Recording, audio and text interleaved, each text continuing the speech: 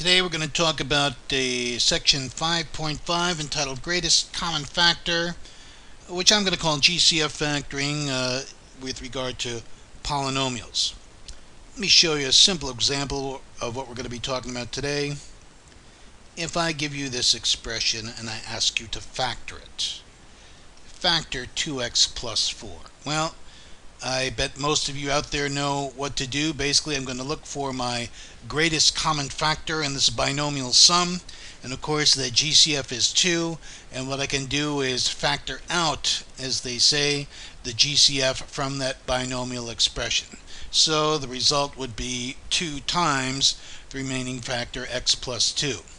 All right, notice, if I go in this direction from 2x plus 4, I am doing what I call the factoring process, basically looking for GCF and factoring it out, really working my distributive law in reverse. You can always check your answer in a GCF type factoring by multiplying your response and see if you get what you started with. Well, in other words, if I take 2 and multiply by x plus 2, I end up with 2x plus 4. Notice if I go right to left, I'm really multiplying. So in some ways we can say factoring is the reverse, or some say inverse, of the multiplication process. Let me talk about the word factor.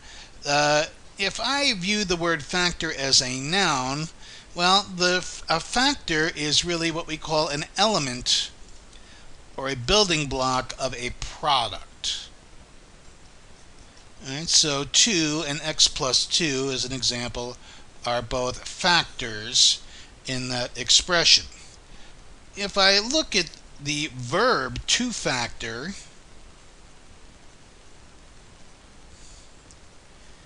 basically what I'm doing is this. I'm rewriting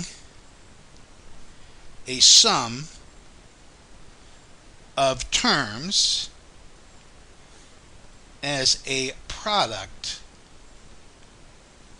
of factors. Hence the verb factoring or to factor. All right, in this section, we're just going to be concerned with GCF type factorings. In other words, looking for the greatest common factor and really working your distributive law in reverse.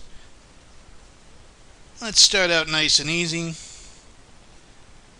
If I take 16y squared plus 24y, well, we should ask ourselves, what's the GCF? In any factoring problem, we should always look for a greatest common factor first, and I'll take it an element at a time. If I just look at the coefficients 16 and 24, well, let's ask ourselves, what's the GCF of 16 and 24? I think we can all agree is 8 is the largest value that's a element of both of those numbers, 16 and 24.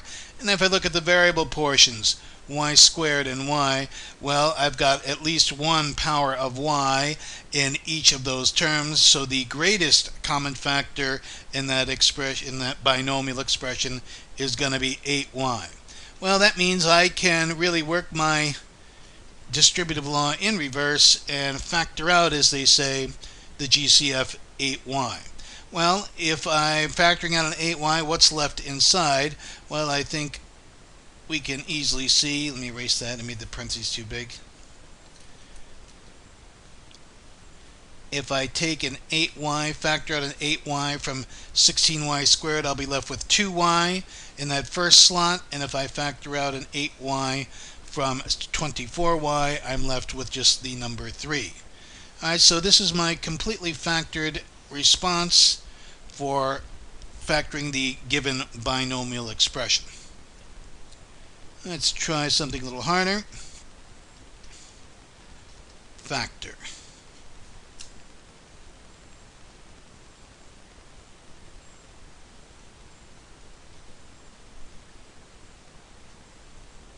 Alright.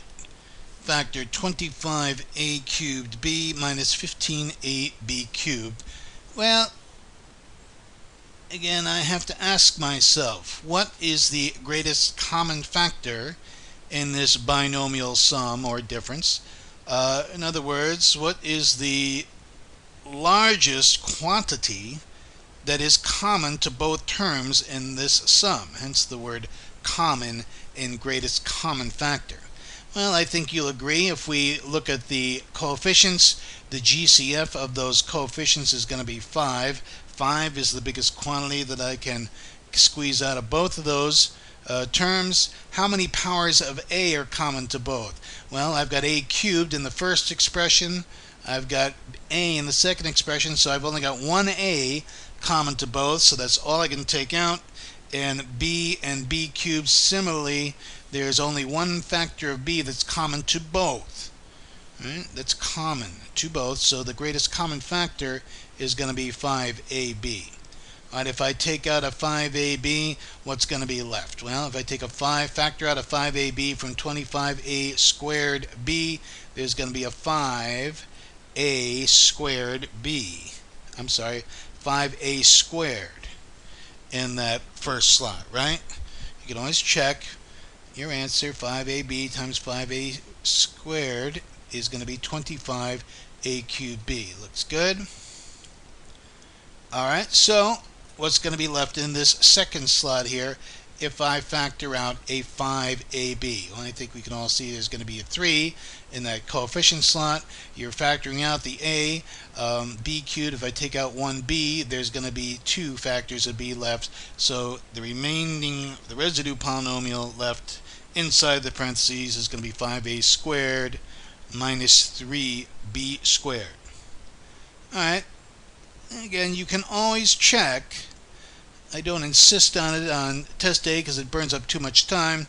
But, if you're queasy on one particular problem or even one particular step, you can multiply it out, see what you got back, if you got back what you started with. If I multiply the above response, I'll get 25a cubed b, which is indeed what I started with, minus 15 a b cubed. And that does agree with my original problem statement. So this is the answer, and I can always check if I like to confirm that my response is correct. More factoring. If I ask you to factor something like this. Well, again, we are talking about GCF factoring in this section, so I have to ask myself, what is the greatest common factor in those two terms, 9x and 16? Well, there's no powers of variables that are common to both, so I can't factor out any variables. And if I look at these coefficients, 9 and 16 are what they call relatively prime. They contain no factors. So my GCF here, well, I suppose you could always claim there's a GCF of 1 minimally, but it doesn't make much sense to factor out a 1. So I call this prime. And my GCF is a 1 or indeed a minus 1. You can always factor out a negative sign. Right? But when a polynomial can't be meaningfully reduced through the factoring process, we call this a prime polynomial. Just like a prime number can't be broken down, a prime polynomial can't be broken down. If I ask you to factor, let's see, factor, the book has some particular language here. Let me try to emulate that. I'm going to factor a minus 1 from the given expression. Well, you can always factor out a 1, which doesn't make much sense. Well, you can also factor out a minus 1 basically just by changing the signs of all the terms of the given polynomial. Well, let me show you what I mean here. If I factor out a minus 1, well, that means the remaining polynomial inside will be the same, except it's got totally different signs in each spot. Basically, I negate each of the given terms to factor out a minus 1. And I think we can easily justify, if we multiply this expression out, we do indeed get what we started with. Minus 1 times n cubed is negative n cubed. Minus 1 times minus n squared is n positive 2n squared. And negative 1 times positive 8 is negative 8. So this is what the book is talking about when they talk about factoring a negative 1 out from an expression. That is sometimes a useful technique when you're looking to get things easier to manipulate in certain problem situations. More on that later. Here's a problem the book gives us. They'll say factor the opposite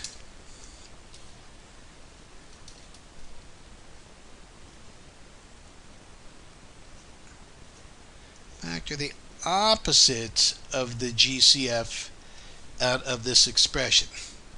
Let me write it down because it's a little nasty. Minus 6 u squared v cubed plus 8 u cubed v squared. Well, what the book is telling us, really, they want our GCF to have a negative coefficient. That's kind of their code when they want you to factor out an opposite GCF. Again, that may be useful in some situations. All right, well, let's see. What is the GCF? Well, you got to look at the numbers and the variable points, perhaps separately. Let's see. What's the GCF of 6 and 8? Well, of course, the GCF of 6 and 8 is 2. 2 is the largest number. That's a common factor to them both. But again, they want us to factor out the opposite GCF. Basically, they want that GCF to have a negative coefficient. So I can factor out a 2, or I can factor out a minus 2 by adjusting my signs accordingly. How many powers of u are common to both terms? I've got 2 powers of u, so I can factor out a u squared. And how many powers of v are common to both? Again, v squared is common to both. So my GCF, I claim, is minus 2 u squared v squared. So I'm going to be able to factor that out, working my distributive law in reverse. All right, now I've got to be a little bit careful about the signs here because I factor out a negative GCF. Well, if you factor out a minus 2 from 6, that means a positive 3 is going to be left. If I take out 2 powers of u, well, I'll have nothing left in the u vein. Here, if I factor out a v squared from v cubed, that gives me a v variable left in that slot. And again, if I factor out a minus 2 from positive 8, that will leave me with a minus 4. Factoring out 2 powers of u gives me, let's see, 1 u left. And if I factor out both powers of v from that second slot, I have no explicit powers of v left inside those parentheses. So there is my final response. And it may be a good idea to check here. If I multiply this out to check to see, do I have what I started with? Let's see, minus 2u squared v squared times 3v is indeed minus 6 u squared v cubed, and minus 2u squared v squared times minus 4u will give me positive 8 u cubed v squared. So indeed, my answer checks out just by inspection. Okay? Alright, so factoring out negative GCFs, much the same, but you got to keep your eye on the sign. Let me do a couple of homework type problems. This is exercise 97 on page 457 in our text in section 5.5. And this one looks a little nastier. And the much feared fractions rearing their head again.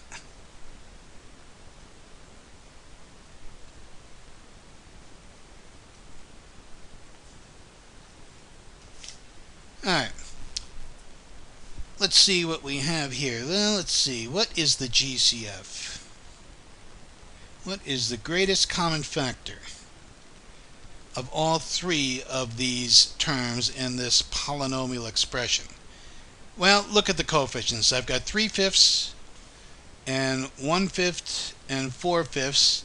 I think you'll agree we can factor out a 1/5. Well, that will be nice. That means all these fractions at least disappear in the remaining polynomial residue. How many powers of a are common? Well, a is not common to all terms. A is not an element of the second term, so I can't factor out an a. How many powers of b are common to all? Again, b is not common. B does not even appear in the in the first or third term, so I can't factor a b out. How many powers of x? Let's see, I've got x to the fourth in the first term, x squared in the second term, x cubed in the third term, so I've got two factors of x, or an x squared, common to each term. So I can factor out, working my distributive law in reverse, a 1/5 x squared. That is my GCF, so I'll put this on the outside of my residue polynomial. All right, now the only question you have to ask yourself is what's left. Let's take it a term at a time.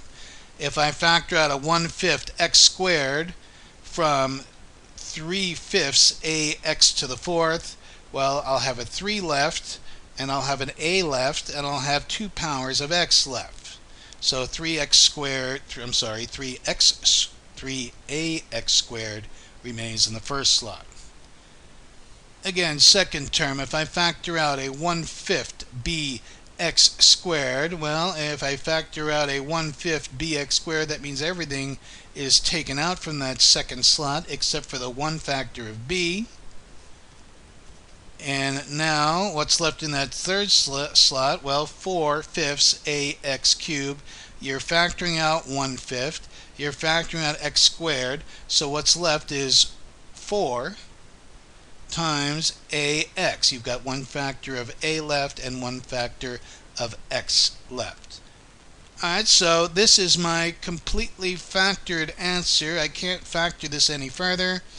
And I've taken my GCF and worked my distributive law in reverse. Okay, let's try another one. Last one for today.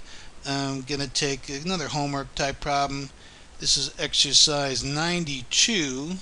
Same page, page 457. I believe this one is in your homework list. I'm going to say factor 48 u to the sixth b to the sixth minus 16 u to the fourth b to the fourth minus 3 u to the sixth b cubed. Alright, so this is a three-term polynomial, a trinomial of degree 12, and I want to factor it. Well, in other words, I want to look for the greatest common factor in each of these three terms. Well, again, I'd like to take it, look at the coefficient first.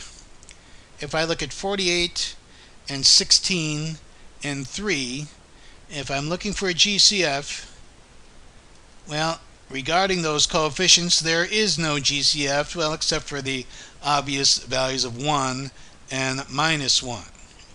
Right? 48, 16, and 3 are what we call relatively prime. They have no common factors except for a 1 or a negative 1.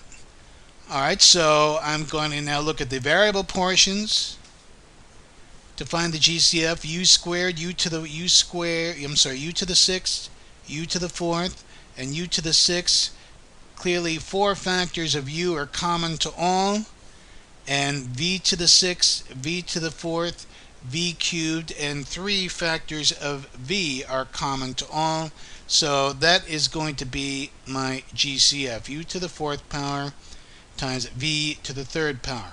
What's left inside? Well, it'll be a trinomial. 48 remains inside. How many powers of u and v are left inside in that first slot? Get u squared times v cubed minus 16 u to the fourth, v to the fourth. Well, I've taken everything out except for one factor of v in that second slot, minus 3 times, well, I'll have 2, let's see, if I factor out 4 factors of u, I'll get u squared, and I believe that's it, right? Because I've taken out all the factors of v from my third slot. So let me check the answer here. This is number 92 in our text. And 48u squared v cubed minus 16v minus 3u squared. Very nice. Our answer agrees with the authors. And there is the final response for that GCF factoring.